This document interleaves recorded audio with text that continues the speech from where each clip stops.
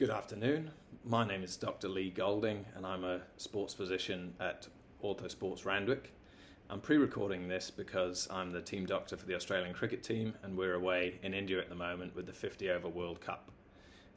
This is going to be a 7-minute talk on pars stress injuries in adolescent athletes. And before I start talking, when I'm referring to the pars here, I'm referring to this region between the superior and inferior facet joints on one side of the lumbar spine.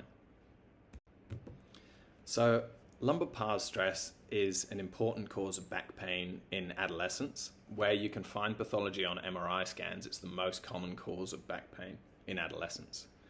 And the pain can either come from bone edema in the pars region or a true stress fracture in the pars region. If it's undiagnosed and untreated, it can lead to chronic pars defects, and chronic pars defects can increase the likelihood of episodes of lower back pain later in life.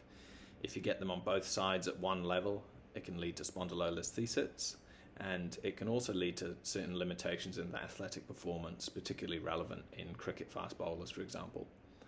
We used to not be able to detect these easily, but now modern MRI sequences are sensitive and specific for detecting this.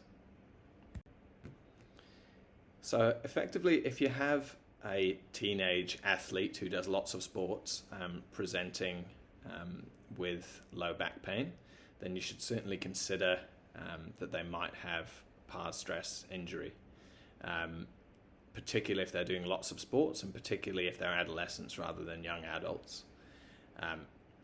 Particularly relevant as well if they have a sort of unilateral sport such as cricket, fast bowling, or tennis or javelin throwing, or anything that involves repetitive extension with lumbar rotation, so dancers and gymnasts are at high risk.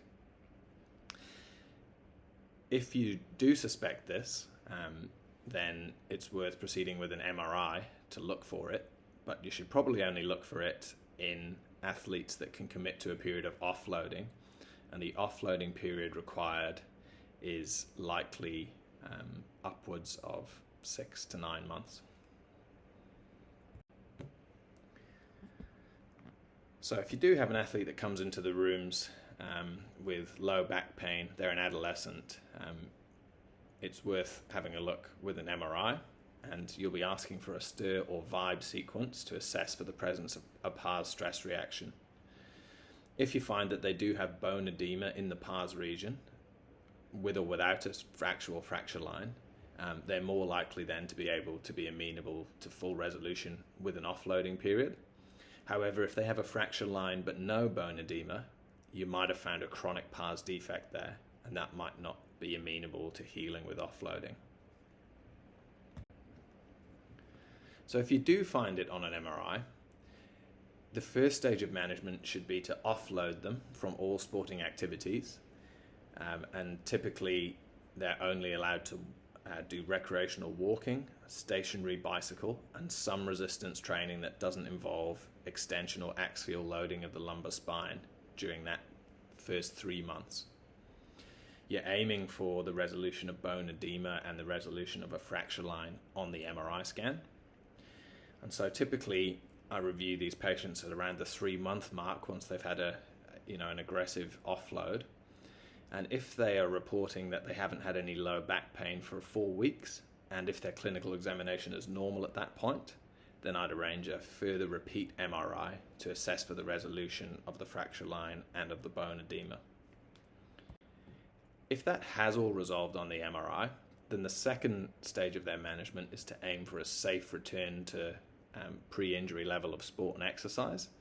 So that reload into sports could take anywhere from 3 to 6 months, and it should be slow and progressive, and obviously the demands of the athlete will need to be weighed up, and what they enjoy and prioritize will need to be weighed up when you're building back into that activity. So this has been very short, but the key takeaways are that pars stress is an important cause of back pain, particularly in teenage athletes, and particularly in those that are doing a lot of sport or are doing high demand sports for the lumbar spine, such as cricket, fast bowling, unilateral sports, gymnastics, dancing, for example.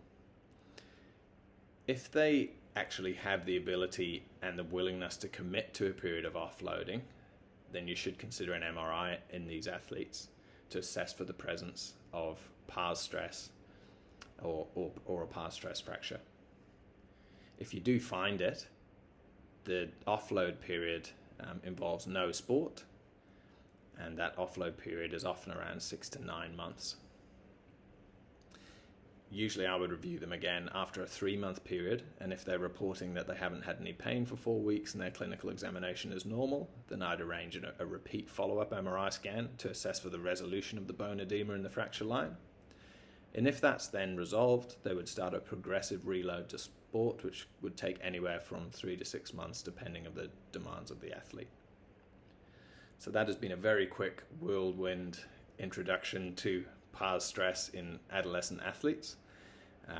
If you have any questions around this or questions around anything in general, I'm always happy to respond, and probably best to contact me via email, given I'm traveling with the cricket team quite a lot. But if you contact Author Sports Randwick via email, if you have any questions for me, I'd be definitely glad to answer at any time. Thanks a lot.